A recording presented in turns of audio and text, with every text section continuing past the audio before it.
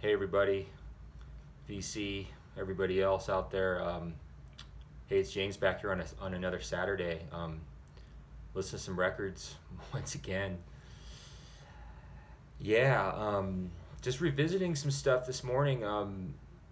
My wife is gone for the day, for like maybe into the evening, which means I thought it'd be a good opportunity to revisit some heavier stuff. I've been kind of doing that lately. Is instead of just buying all the time, revisiting some things, reacquainting some things, and kind of dug into the heavy section of the stacks today. So I've spent a number of hours listening some heavier musics, and yeah, just having a good time with it, hanging out with the dog, having some snacks.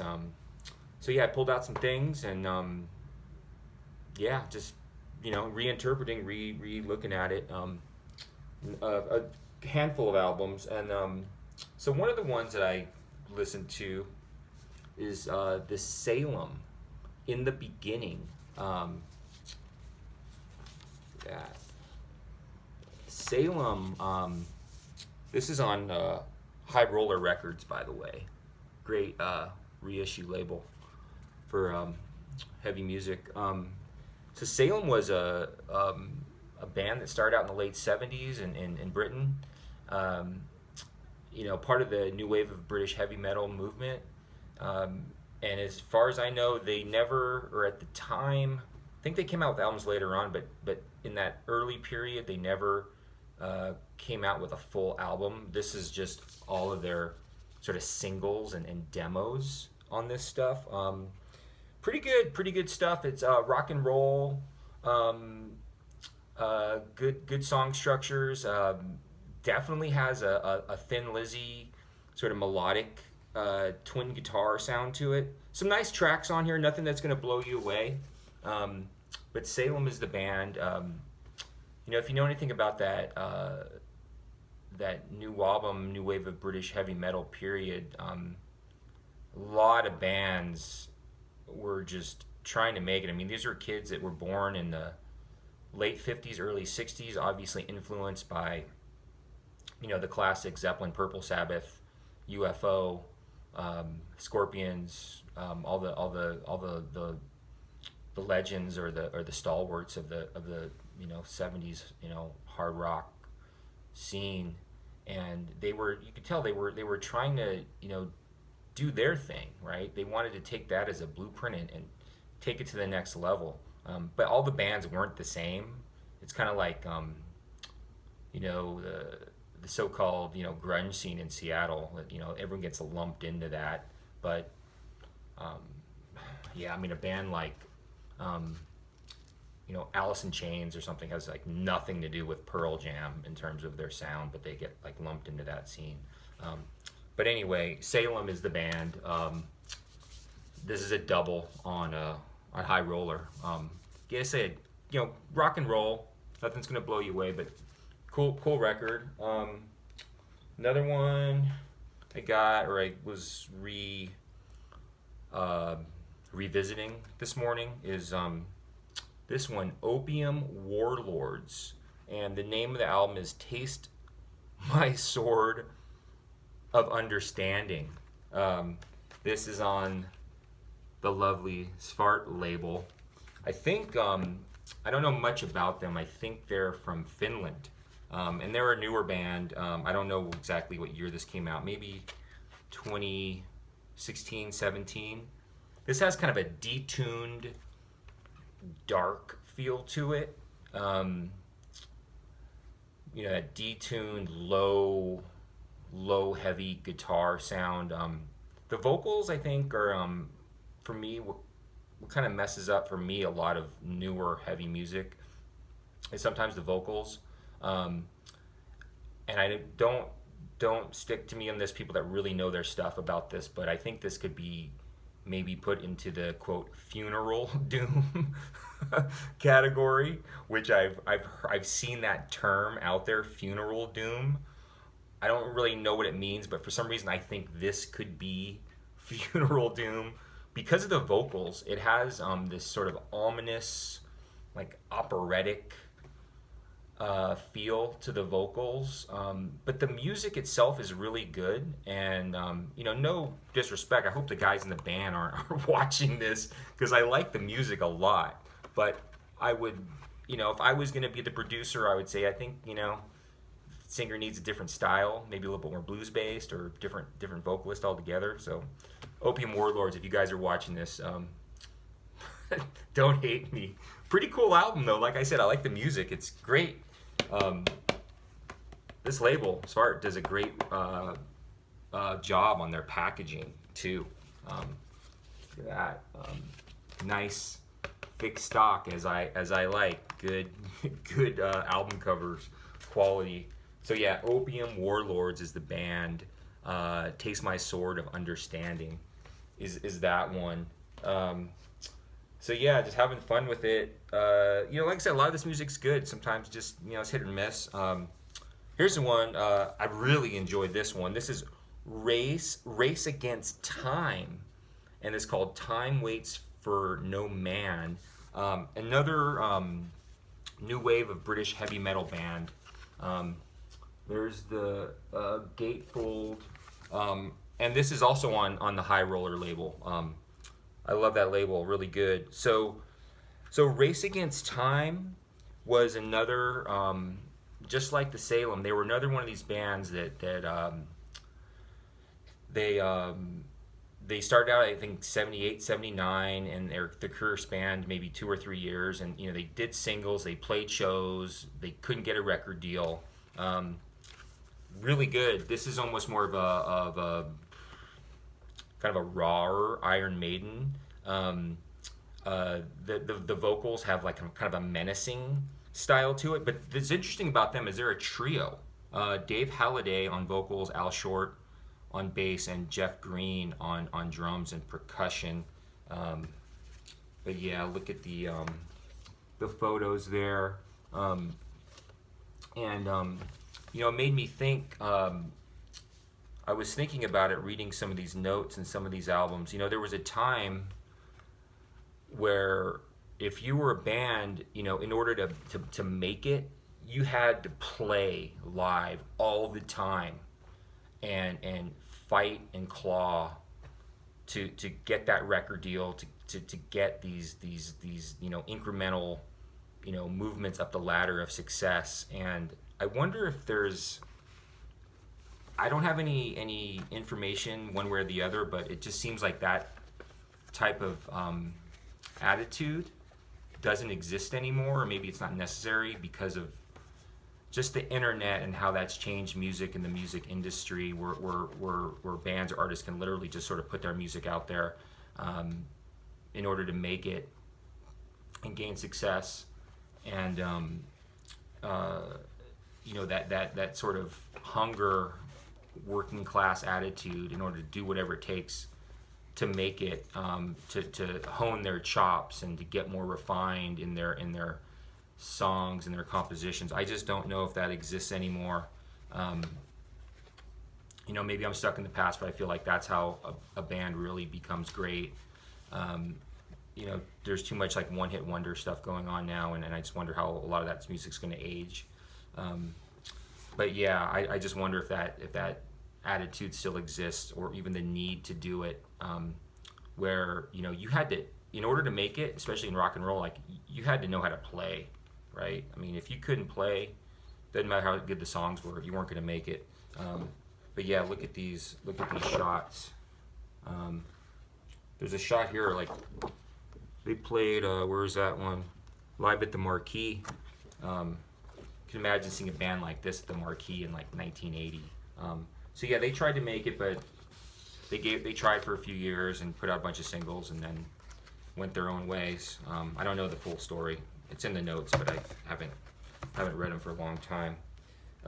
So yeah, that's another new wave of British heavy metal thing. All right, cool. We'll move on. So yeah, this is another one that I totally forgot about and didn't remember what it's like. This is Demon Eye, and the name of the band is Tempora Infernalia, Demon Eye, and they're actually out of North Carolina. I think Charlotte or maybe Raleigh. So Dave, if you're watching this, I wonder if you know about Demon Eye. Pretty good record. It's rock and roll. It's definitely influenced. It's in the heavier side of music, but it's not extreme. It's not doom. It's not speed. It's really just like rock and roll. If this record came out in 1977, which it kind of has that sound in a way, it would just be called a rock and roll record. I don't think it'd be called a metal record. But yeah, it has like some Deep Purple-ish elements to it. I don't know if they named their band out of the Purple song, Demon's Eye or not. Rock and roll record. Nothing's gonna blow you away, but kind of a good time. I wouldn't say good time music, but just a nice rock and roll record. I could envision seeing them at some little dive in North Carolina. Pretty cool band. I don't know when I'm gonna listen to this again, but it's kind of nice listen. Demon Eye. This came out in 2015 on Soul Cellar Records. Right there, Soul Cellar Records. Yeah, Demon Eye is that one.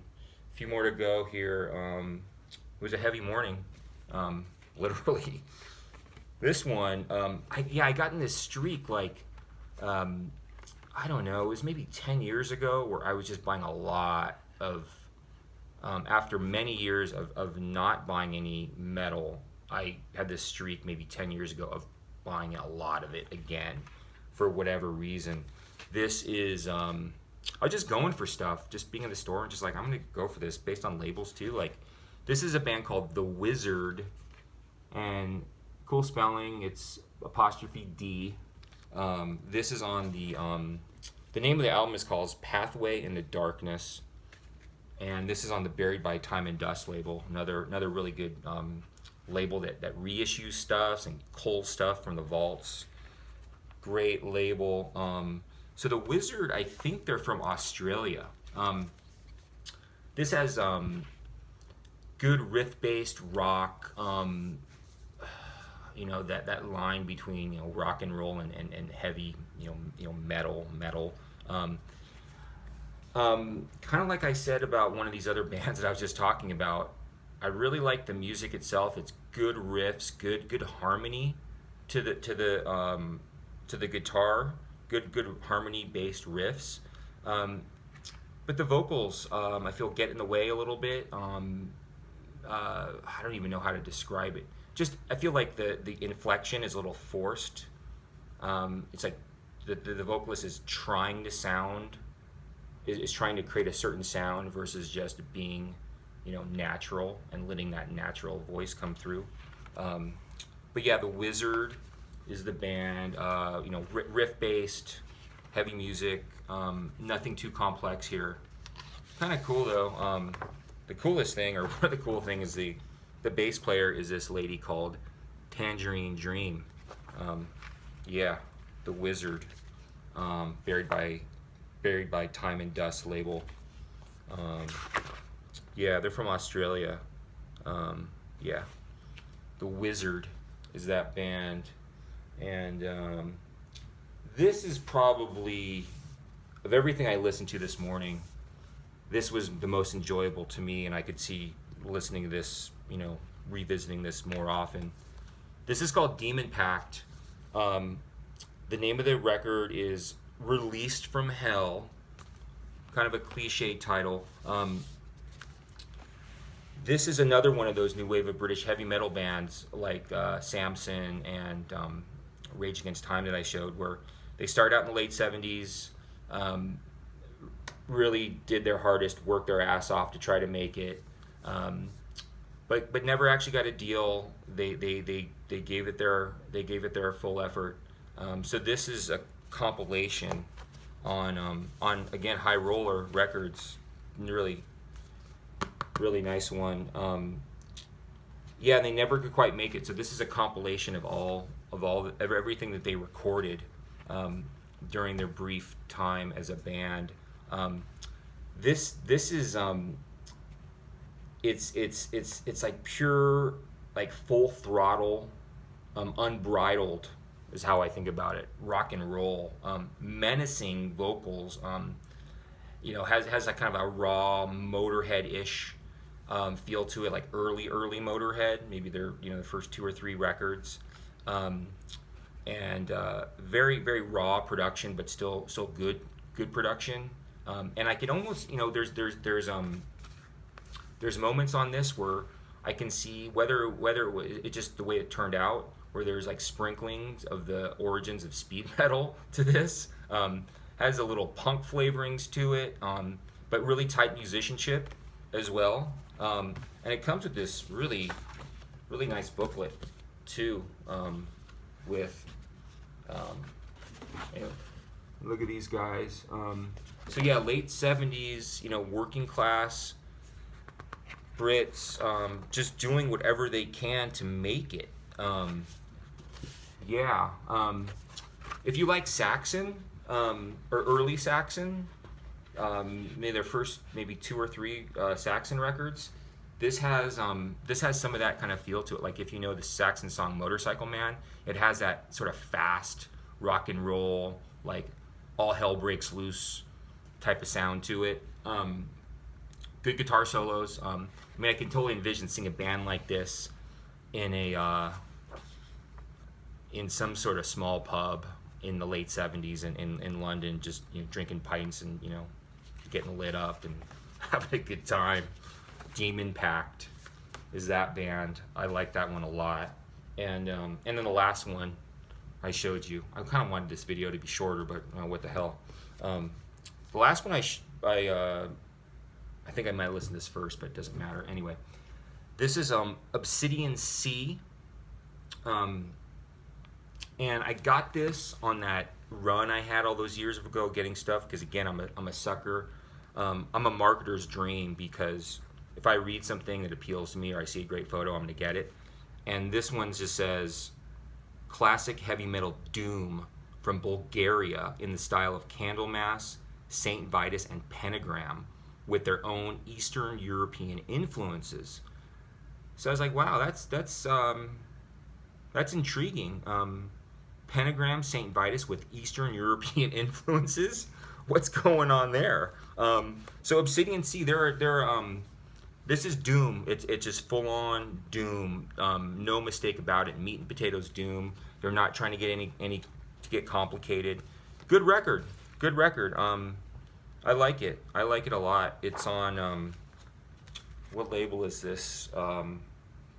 This is on, the Nuclear War Now Productions out of Redwood City, California. Nuclear War Now. That's a great label. They just go for it. You got to figure, if you're gonna name your label Nuclear War Now, you really don't give a shit, right? Cool, good record. I like it. It's just a classic doom. But yeah, they're not messing around. And by the way, this is a trio also. Not also, but trios are great. In jazz, rock, even sometimes there's blues trios. Yeah, that's it. Obsidian C is the band, and the name of this album is called Dreams, Illusions, Obsessions. So yeah, Obsidian C is the band, and yeah, that's it. It was a fun morning.